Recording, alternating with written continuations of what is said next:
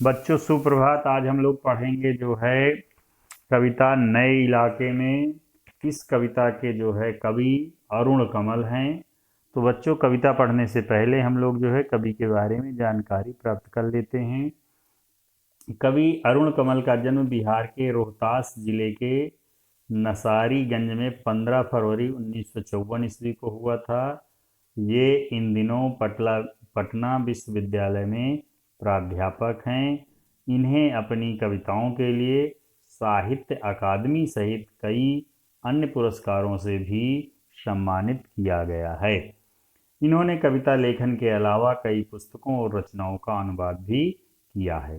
अरुण कमल की प्रमुख जो रचनाएं हैं, कवि की जो प्रमुख रचनाएं हैं, अपनी केवल धार, सबूत, नए इलाके में, पुतली में संसार, ये चारों कविता संग्रह हैं। तथा कविता और समय, यह इनकी आलोचनात्मक कृति है, अर्थात इसमें जो है समीक्षा पूरी उसकी की गई है।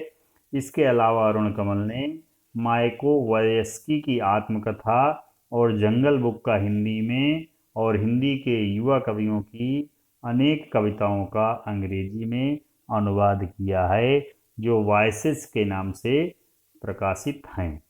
अरुण कमल की कविताओं में नए बिंब, बिंब अर्थात प्रतीक, बोलचाल की भाषा, खड़ी बोली के अनेक लय छंदों का समावेश है। इनकी कविताएं जितनी आप बीती हैं उतनी ही जग बीती भी हैं। इनकी कविताओं में जीवन के विविध क्षेत्रों का चित्रण हुआ है। इस विविधता के कारण इनकी भाषा और में भी विविधता दिखाई देती है। ये बड़ी कुशलता और सहजता से जीवन प्रसंगों को कविता में रूपांतरित कर देते हैं।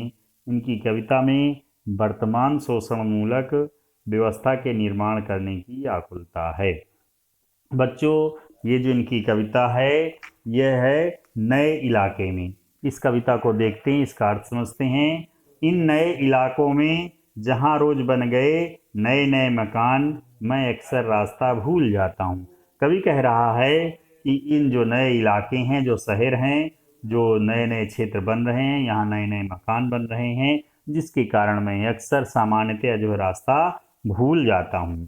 धोखा दे जाते हैं पुराने निशान, खोजता हूँ ताकता पीपल का पेड़, खोजता हूँ ढहा हुआ घर और जमीन का खाली टुकड़ा, जहाँ से बाएं मुड़ना था मुझे।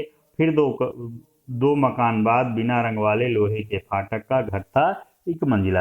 देखिए बच्चों, कविता में कवि ये बता रहा है कि जो पुराने निशान थे, पुराने चिन्ह थे, जिन्हें कवि ने याद किया था कि आगे रास्ता कैसे हम तय करेंगे, कैसे हमको पहचान होगी रास्ते की, तो वो सारे जो है निशान फीके पड़ जाते हैं, नष्ट हो जाते हैं।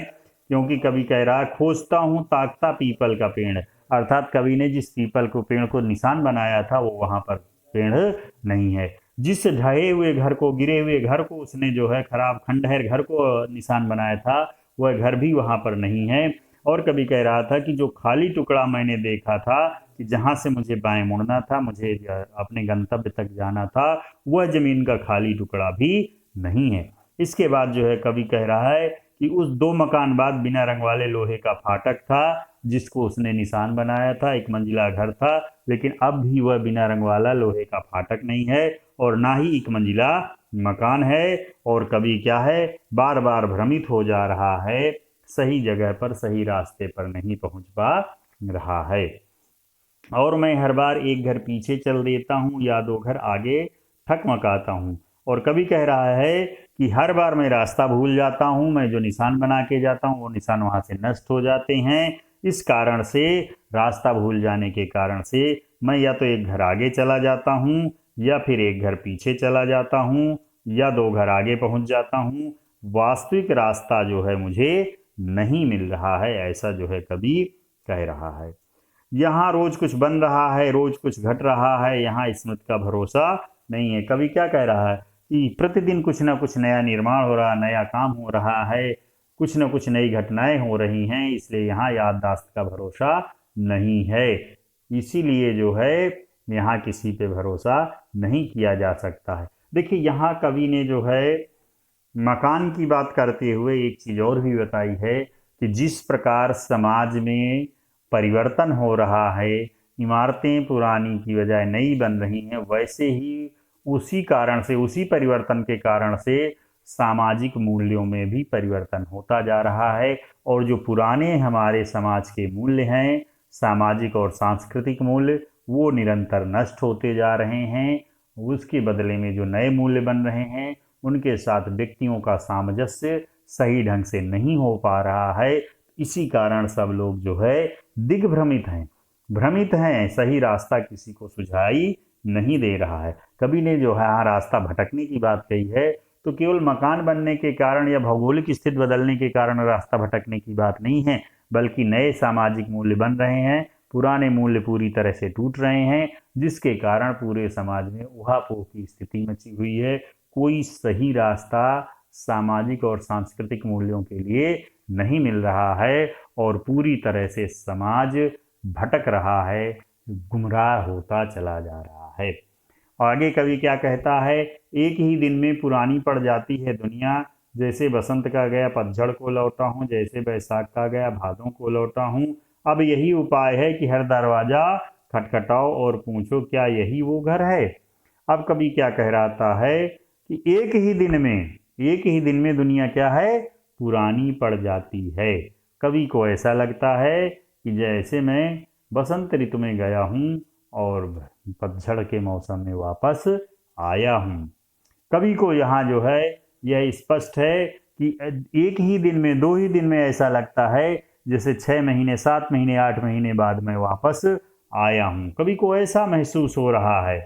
और कवि क्या कह रहा है कि अब एक ही उपाय बचा है कि हर घर का दरवाजा खटखटाओ और सबसे पूछो कि क्या ये वही घर है जिस घर पे मुझको जाना था, जिस घर में पहुंचना था। अर्थात हर घर का दरवाजा, हर घर की कुंडी खटकाने के बाद ही कवि कह रहा है कि हम सही जगह पर पहुंच पाएंगे, अन्यथा नहीं है। समय बहुत कम है तुम्हारे पास, अब चला पानी ढहा आ रहा आकाश, शायद पुकार ले कोई पहचाना ऊपर से देखकर। और कवि क्या कहता है कि अब जो है समय बहुत कम बचा है, ऊपर पानी जो है चला आ रहा है, ऐसे लग रहा है कि आकाश ढहने वाला है, आकाश की अधिक बारिश होने वाली, जिसके कारण ऐसा लग रहा है कवि को कि शायद कोई पुकार ले जो उसे पहचानता हो देख करके कि तुम अंदर आ जाओ, बैठ जाओ। ऐसा जो है कवि को महसूस हो रहा है।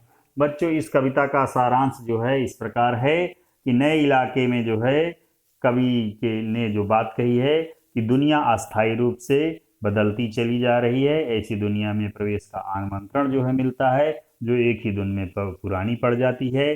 प्रतिदिन नए मकान बन रहे हैं, पहचान के लिए कवि जो भी चिन्ह बनाता है, जो भी पहचान बनाता है, वो अगले ही दिन नष्ट हो जाते हैं।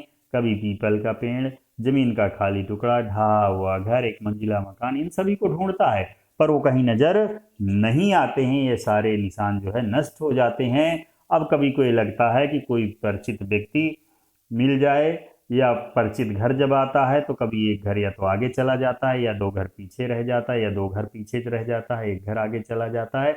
ऐसी ही स्थिति उसकी बनी रहती है। उसको ऐसे लगता है कि जैसे फूलों से लदे हुए बसंत में गए थे और पतझड़ में लौटे हैं, कि जब चारों तरफ झाड़ झंखड़ दिखाई दे रहे हैं। ऐसा लग रहा है कि जैसे वो गर्मी के मौसम में गया हो और वर्षा के मौसम में लौट रहा हो। कवि के कहने का भाव यह है कि हमने प्रकृति को पूरी तरह से नष्ट कर दिया है, नव निर्माण तेज गति से हो रहा है। ऐसी स्थिति में हमारी स्मृति, हमारी याददाश्त हमें धोखा दे जाती है। कवि के अनुसार समय अब बहुत कम बचा हुआ है। उससे पहले कि आकाश से पानी गिरना शुरू हो, सब कुछ नष्ट हो जाए, कवि को ऐसा लगता है कि शायद कोई परिचित व्यक्ति मिल जाए और वह मुझे जो है पहचान ले और किसी सुरक्षित स्थान पर ले चले। इस कविता के माध्यम से कवि ने जो है शहरों और नगरों की बढ़ती जनसंख्या जो अपनी चरम सीमा पर है, उसकी ओर संकेत किया है कि जहां जमीन का एक भी खाली टुकड़ा ढूंढना संभव है। यहाँ के लोगों में अपनत्व की भावना का अभाव है। हर कोई अजनबी सा लगता है, कोई किसी को पहचानता नहीं है, सब स्वार्थी हैं, सब स्वार्थ के साथ जीवन जीने की कला में निपुण हैं। पुरानी चीज़ों को नष्ट करके शहरों में नए नए निर्माण होते हैं। इसी कारण कवि निर्माण कार्यों से भटक जाता है और अपने गंतव्य का, अपने पहुंचने का रास्ता भूल जाता है। बच्चों, जो है कवि ने यहाँ सारी जो है नवनिर्माण की बातें बताई हैं। बच्चों धन्यवाद, आपका दिन मंगलमय।